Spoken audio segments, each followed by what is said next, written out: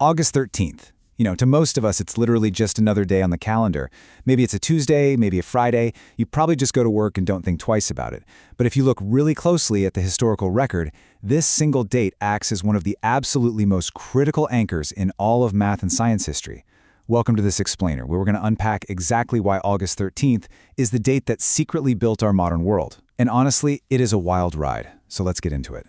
So on this exact date, across wildly different centuries and completely different countries, four brilliant minds just happened to ask incredible questions that together built the entire foundation for the technology you and I rely on every single day.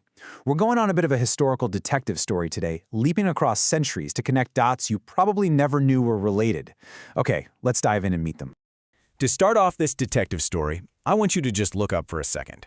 Have you ever actually wondered how we protect our fragile, super-connected digital world from being completely wiped out by invisible magnetic forces in space? Seriously. How do scientists predict massive solar storms that could suddenly, without any warning, knock out our Wi-Fi, our GPS, and our cell signals? Well, the answer to that extremely modern dilemma actually traces all the way back to August 13th, 1957. That is the exact day we lost a truly pioneering mathematician and astrophysicist named Carl Størmer. Now, take a second to let that year sink in. 1957. This was way before the modern satellite boom, yet this guy was laying the exact groundwork for it. See, here's the thing. Størmer spent years doing something that sounds, honestly, kind of like an art project. Photographing the northern lights, those beautiful auroras up in the night sky. But he wasn't just taking pretty pictures, He was using those photos to track invisible charged particles.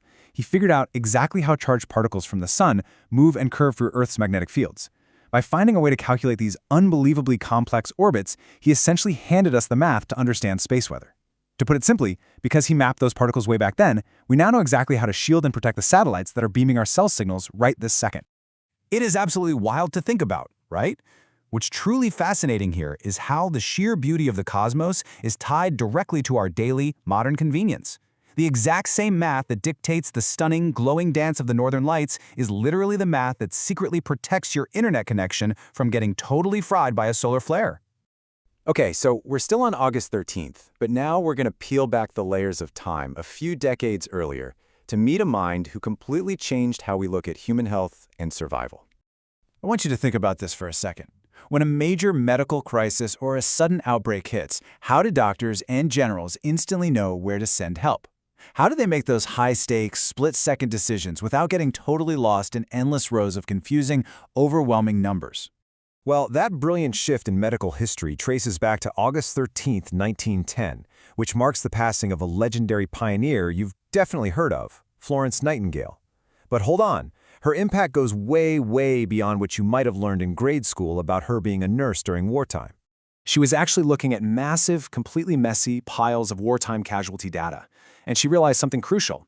Lists of numbers just don't change minds or save lives because people simply can't comprehend them in a crisis. So she pioneered what she called the art of statistics. She took those endless, totally unreadable casualty lists and transformed them into simple, visually striking diagrams. For the very first time, generals and doctors could instantly see exactly what was killing patients, which, spoiler alert, was often disease, not just battle wounds. By turning boring, chaotic records into intuitive visual charts, she built the literal foundation of modern healthcare data tracking. This just blows my mind, because it brilliantly illustrates how organizing information visually isn't just about, making things look pretty for a presentation. It is literally a matter of life and death. Every single medical dashboard that tracks a modern outbreak or saves a life today in an ER is secretly built on this exact mathematical insight. Right, so we're staying on our golden date of August 13th, but we are traveling even further back, over 2 whole centuries earlier, to a completely different country for an even bigger idea. Ready? Here comes our next incredible mind. We've all been there. You're trying to get somewhere, you pull up your phone, but have you ever wondered how your phone can calculate the perfect, most optimized path through millions of possible roads, dodging traffic and construction in just a fraction of a second? Believe it or not, the secret to that everyday convenience was actually born on August 13, 1704. That was the day a French mathematician named Alexis Fontaine entered the world, bringing with him a mind that would, eventually, map out our modern commutes. So, Fontaine developed the extremely complex calculus needed to handle multiple changing variables at the exact same time. Think about what traffic really is, right? It's speed, distance, weather, road closures, and they're all shifting at once. That's a classic multiple changing variable problem. He tackled this by working on what mathematicians call the orthogonal trajectories problem.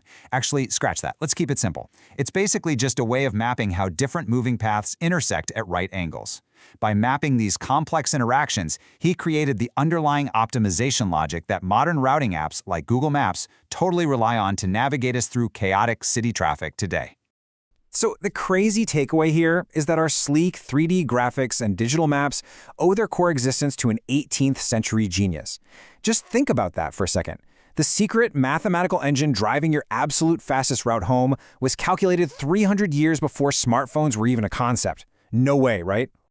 One single date on the calendar, yet so many world-changing stories. Okay, from the 1700s, let's slingshot all the way forward into the dawn of the computing age in the 1950s to see how this date strikes one last time. Let's talk about a super modern mystery. How can a piece of software on Spotify or Netflix seemingly read your mind? How does it predict the exact song or video you want to experience next, using literally nothing but a digital trail of your past choices? To solve this one, we find our final answer by looking at the work of Anders Wiman. He was a brilliant Swedish mathematician who passed away on, yep, you guessed it, August 13th, 1959. His work was highly theoretical back then, but its impact is quite literally everywhere today. Basically, Wiman applied highly rigorous mathematical structures, specifically something called measure theory, to the concept of probability.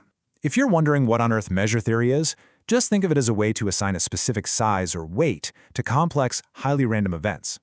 By putting a mathematical fence around pure chaos, he made it possible to mathematically predict random outcomes.